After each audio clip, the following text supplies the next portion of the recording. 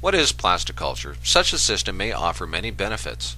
Earlier crop production 7 to 21 days earlier, higher yield 2 to 3 times higher, cleaner and higher quality produce, more efficient use of water resources, reduced leaching of fertilizer, especially on light sandy soils, more efficient use of fertilizer, reduced soil and wind erosion, the potential decrease in the incidence of disease, better management of certain insect pests, fewer weed problems, reduced soil compaction and eliminating of root pruning, and the opportunity to double or triple the crop with maximum efficiency. The drip irrigation is an important part of the plasticulture production system. It should be used with plastic mulch for the greater benefits. Drip irrigation can save as much as 80% of the water used by other irrigation methods. Because vegetables are planted in rows, a drip tube or tape is used to wet a continuous strip along the row. The outlet holes are spread from 8 to 12 inches apart and is mostly common spacing for vegetable crops. Once a drip irrigation system has been installed, it makes economic and environmental sense to fertilize the crops via irrigation water. If done properly, this results in a more efficient use of fertilizer and probably reduces the fertilizer contamination of groundwater. More nutrients are taken up by the crop and fewer leach down below the plant root zone.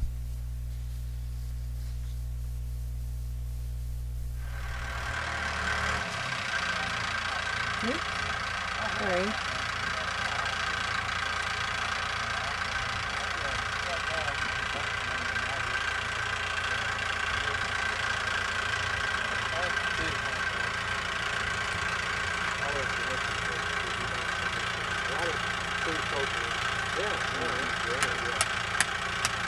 We'll do a lot of stuff with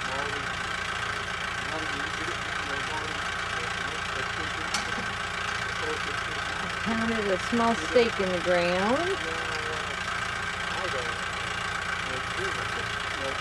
This is going to pull out.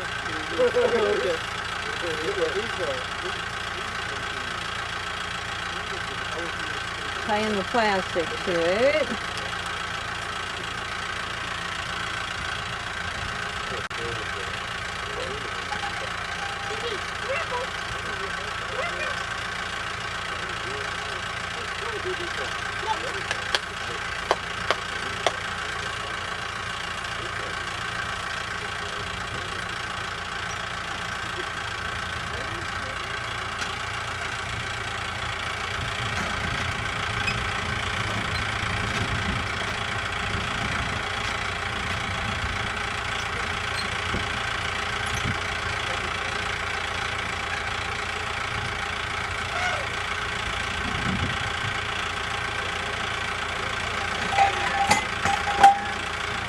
Like I got it finished putting it together.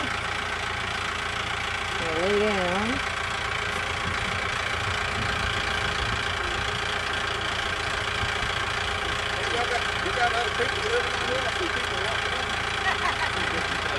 You need to just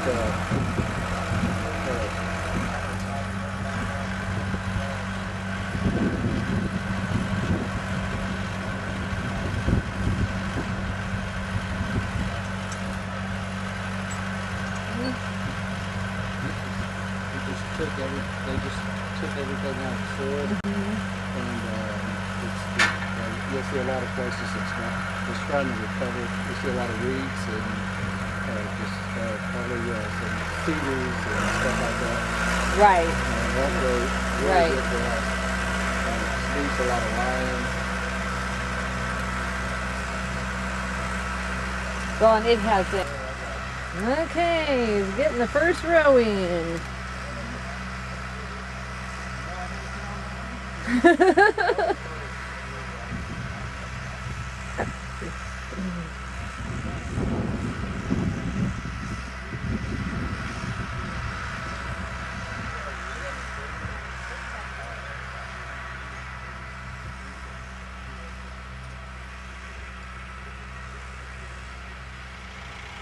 Pretty amazing.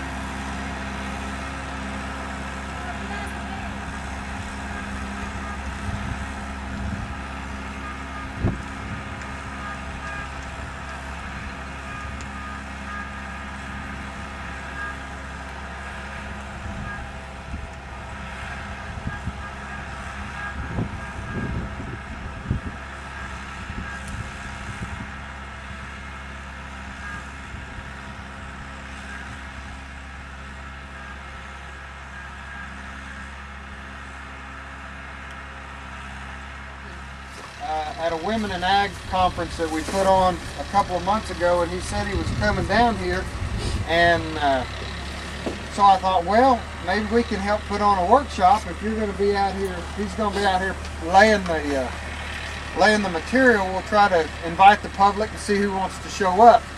And I was in charge with setting up the workshop, and all Micah had to do is come here and lay it and make sure the weather was good. And, so you can see who's to blame for the weather today. Thank y'all for coming out. We have with us today, and Mike is going to talk to us right here in a minute, but Micah Anderson, he's with the Oklahoma Department of Agriculture, and he's in charge of this plasticulture program all over the state of Oklahoma. We also have Marty Montague as our Oklahoma State University County Extension Agent for here in Choctaw County. And if you're growing vegetables and growing them under plasticulture, 9 times out of 10 you're going to need to know what Marty has to tell you about soils and fertilizer and herbicides and all those kind of things. Mr. Carl Henderson. Carl's from Langston University, but stationed here in southeastern Oklahoma, and we appreciate him coming over and helping us out a little bit today. I'm going to turn it over now to Micah, and he's going to tell you a little bit about the program, and then Marty will tell you a little bit about what he does with OSU Extension. All right. Good to see everybody. Glad everybody come out. It looks like this really looks like a pretty good, vegetable growing area around here. Seems like a lot of people grow vegetables. Well, at Valiant Market, I stopped there last year and noticed that there was a lot of different farmers that bringing stuff to that market and stuff. But this plasticulture is just a use of plastic to enhance vegetable growing. And it's really not just this. It could even be going to, it's like kind of like a hoop house, greenhouse and stuff. And you put, it's the sun shines through there and warms things up, same way it does in that black plastic. It warms the ground up, and it gives you some protection because it won't let no weeds grow. Just where you got that hole and you put that plant in there, and you might get a weed or two there, and you just pull it up by hand, or usually it ain't gonna have to fight a whole lot with no weeds. And the other nice thing about it is that ground, after it rains and dries up, you can go out there and you pull that plastic up, and it's just like you just till it with a rope tiller. I mean, my brother called me, and it's a 3-year program.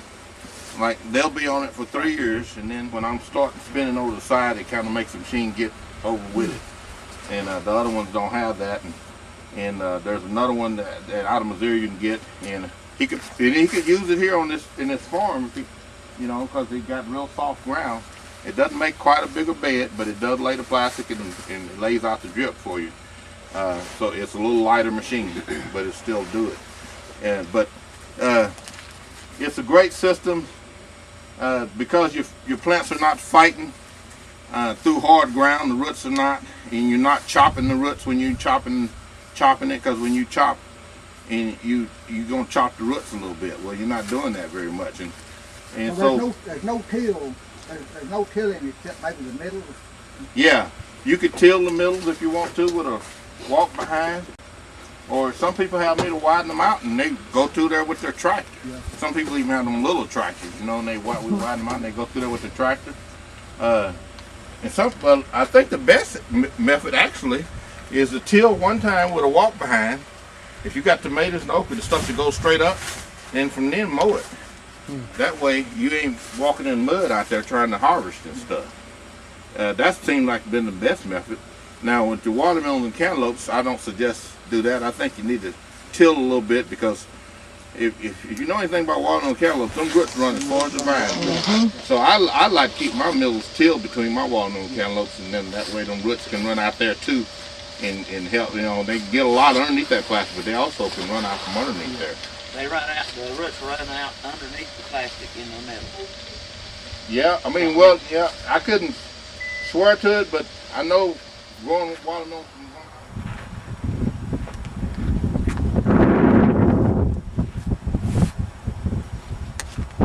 now that the plasticulture system is all in on our field, we're going to show you and demonstrate how to do it and some of the things involved in this. For instance, this right here is a model 320 manufactured by Pentair, and what this is just a swimming pool pump, you know, for putting in like bromine. And so for our purposes, this works just fine. And what's great about this is that you can actually put fertilizer, liquid fertilizer, right down here and turn your dial to get your concentration. And then it comes over, and of course you have your filter that helps filter your water just in case, you know, you have anything in there. And it goes from there into your main feeder line. And what this is just a heavy-duty plastic, which is about 1.5 inches in diameter once we turn the water on. And it go ahead and blows up, and then it goes and it does each line. And I'll explain that. For instance, it comes to your valve. And the valve is pretty simple, and you can take and turn this on and off for your water. And what that does is you can stop every single row that you want to stop and leave one open. For instance, if let's say you need to put calcium in this specific row, or if one row needs more nutrients or fertilizer than another, that's what this valve can do. And it's hooked to your line. Now what this is your drip line that runs all the way through. And it drips approximately 1 drip per second that I have noticed going all the way down the line. And you have little injectors that go in there. And what I'll do is I'll show you the inside.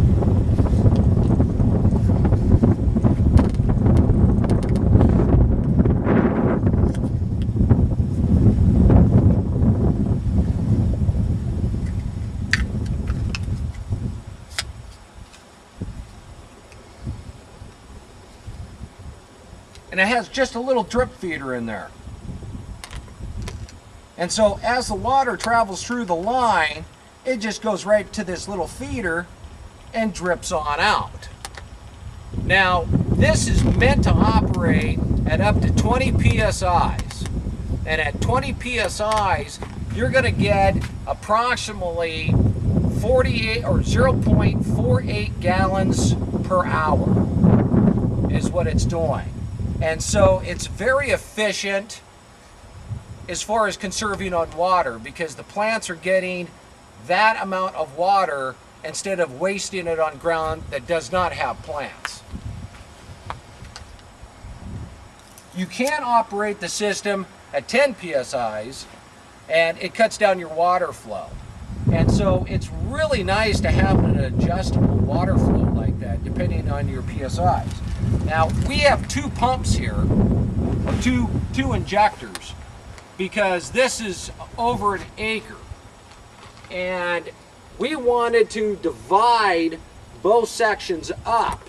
And so that's why it actually required 2 to do it.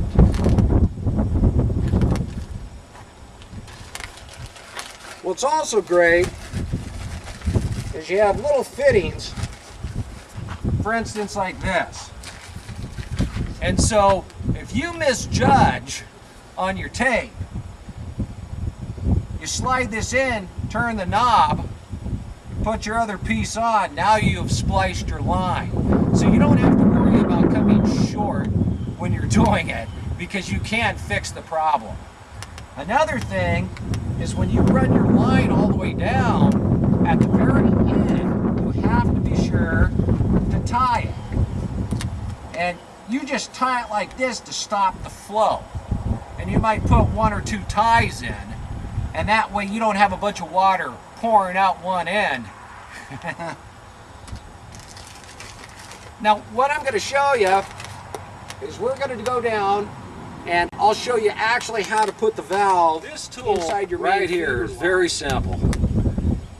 It just has a little tiny nipple, and it's actually hollow just in case you got pressure or water. And what you do is you have to take, and on this hose, and this is the toughest part, I'm telling you, is you have to be able to puncture this right in the seam line. And it's a little hard, so you really got to kind of push and squeeze on this nipple and move it around slightly. Then you have to be able to take the valve and stick that right inside. Now this is the hardest part, and it's best to get it wet. Pull this out, and you really got to push and kind of work it. And you got to squeeze and work it. And there it is. It's in. Now this is real simple. Turn this counterclockwise. Fit your line on. Turn it. And it's now locked into place. Now when you do this, you want to make sure that your drip feeder is facing down. It will work if it's facing up, but then it has to roll over the top, so it's best to have it facing down. And that's how simple it is. Now what we're going to do is show you how to actually plant, and it's very simple on these steps. We'll be right back. It's just a nice razor arrow, and that way you're not down or anything. You can stand here, measure your distance of what you want, and you just poke it right through. Now then you can enlarge the hole any size you want, or if you have to fill it in with a little bit of dirt, or I should say soil. And that's the easiest way I found. And for instance, this row right here has English peas. And as you can see, they're starting to grow up through the plastic. What this plastic does is, for instance, it'll keep down the weeds, of course. So you don't have to worry about the weed eating in between, your plants. Another thing it'll do is it'll cut down on any bugs that are actually in your soil. And so there's another advantage. Another advantage is, if you might have noticed, we have white and black. Okay, for instance, the white will help reflect the heat better. And so we put cold vegetables in this that we want to extend our season with, for instance, the English peas. Now, if you have a warm climate, plants that love the warmth, and especially if you don't have an area where you have a longer season, the black plastic is great to use because it'll warm the soil about 10 degrees, I have found. And so this can extend your season by another 3 weeks. And so, for instance, here, we use it for watermelon, cantaloupe, okra, certain things like that. So in a cold climate, that's something to really think about. Another thing is you can get this in red. Now, red is supposedly great for tomatoes, for instance. You can get it in blue, which is better for cantaloupe. You can actually put clear down, which conducts heat better than black, if you can believe that. But it doesn't have the weed blocking capabilities as the black does. So these are certain things that you want to consider when you're doing this. Another thing, and I didn't show, is I energized my system, and I just wanted to show how big around your main feeder gets. And so now it's 1.5 inches solid hose. And when you run your line, of course, you just put in a plastic PVC cap and clamp it off. That's how simple. It is very simple to put in this system. You can do it by hand, but having a machine to do it like we did, and we want to thank the Oklahoma Agricultural Department for that. That machine is just nice. You can get a machine that's a little bit smaller, doesn't build quite as big of a row, for about $2,000. And the machine, for instance, that they were using, I think was about $4,000, or just a plasticulture experiment, I should call it. We had a really good hailstorm last year, and so it did kind of mess with things. That was the one disadvantage. This is actually our second year, and what I wanted to show you on just amending our first DVD was, for instance, we planted some root crops and we put in some carrots, for instance. And you can see the size of the carrots that are growing. So it makes it a nice experiment for the root crops as far as that goes. What I'm going to do is I'm also going to show you the tomato plants that we have in here. I'm going to show you the lettuce, and then we also have some onions, which for the first time is a new experiment for us. Then we're going to take and go over to our small garden area, and I'm going to show you those carrots, those tomato plants, you know, that lettuce, and show you the difference that it makes. Now, even with cold crops, tomatoes aren't necessarily a cold crop, but we like to get in, for instance, the lettuce and stuff is. This is such an efficient way of farming. I'm really impressed with it. As you can see behind me, these are the tomato plants. For instance, this is one tomato plant. Now, we're not putting them on trellises, otherwise they'd be a lot taller, but it shows you the size that this thing is getting. And of course, we have some really nice tomatoes. We have this whole line of it. So that makes the difference, you know, in between the plasticulture and a regular convention gardening. To me, plasticulture is a step down from hydroponics, but far bigger step up than just conventional gardening. And so we'll take the time now, we'll go over and we'll show you some of the lettuce, and you can just see the difference yourself. And I think that's why we're amending this slightly, is because seeing is believing. Now this is our lettuce, like romaine, for instance. You can see how beautiful these plants have grown.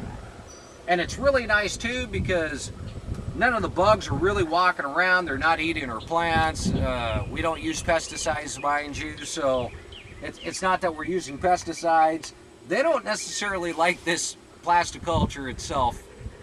And so it really is a great conservation. Here's another type. You know, it's growing beautifully. And of course we need to harvest, but it's just such a difference in what you see compared to conventional.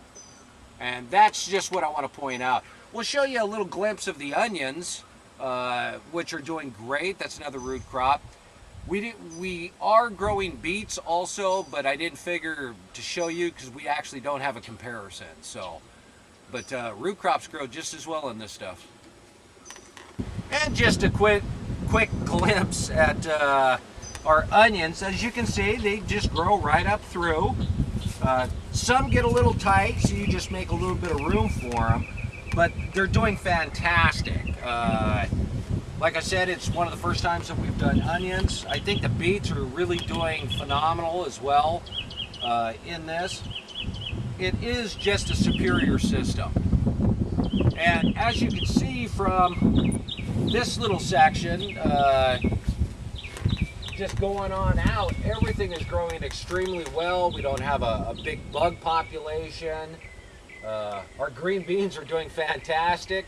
Matter of fact, we're harvesting about half a bushel a day until the rest of them catch up, and then it's going to be a whole lot more. So this is just the very first stages of it.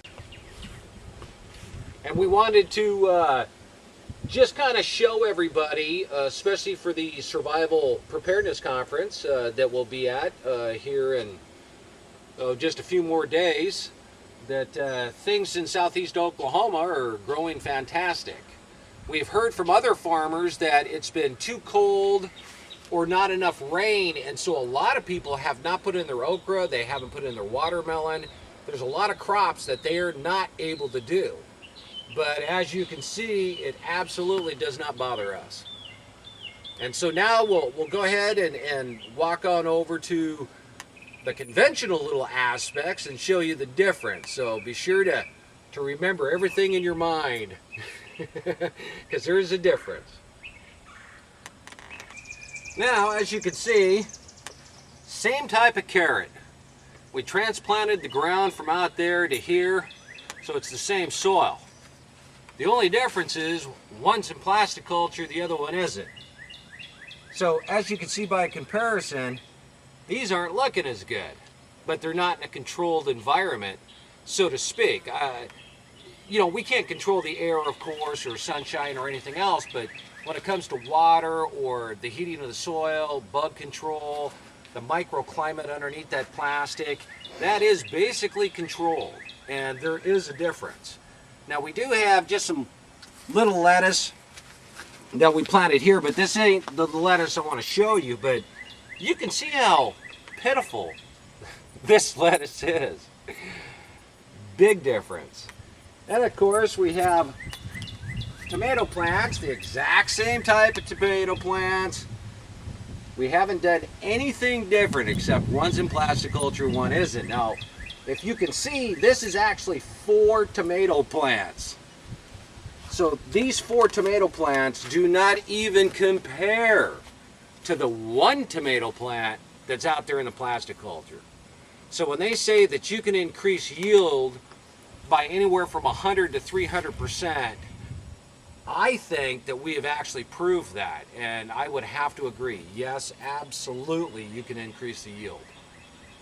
Now we'll go over and I'll show you the other lettuce patch that is actually in chicken manure. And we figured the chicken manure, because it has a lot more nutrients than our soil out there, let's look at the difference.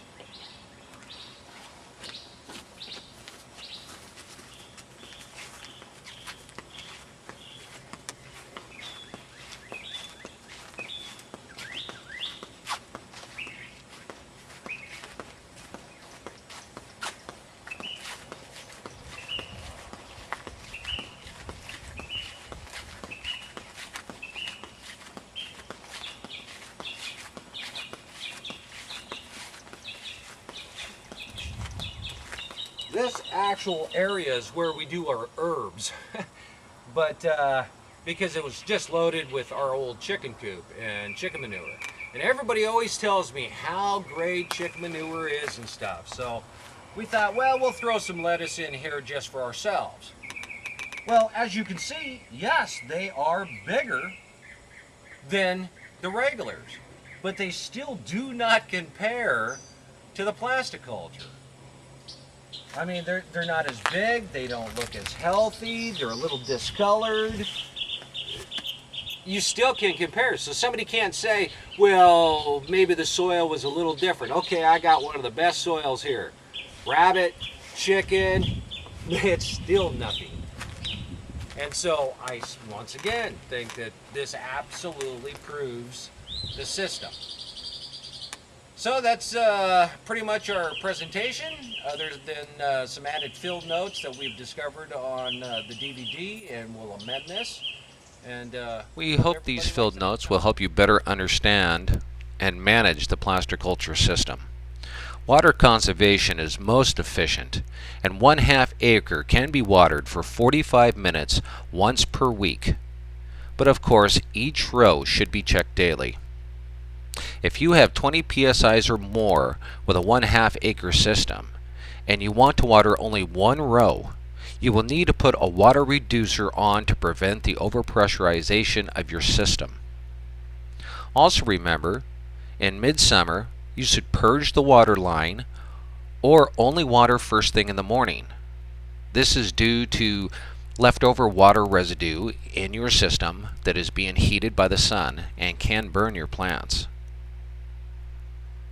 If you want to increase seed germination, especially when it comes to seeds that only require a 1/8 to 1/4 inch of soil covering, you will need to apply a small amount of water using a pump sprayer once per day until sprouted. This will effectively increase your seed germination and sprouting to approximately 95%. Make sure the holes are big enough for your plants to sprout and find their way out. Bean plants, for instance, are what we call dumb plants and need at least a silver dollar size hole to find the sun's light.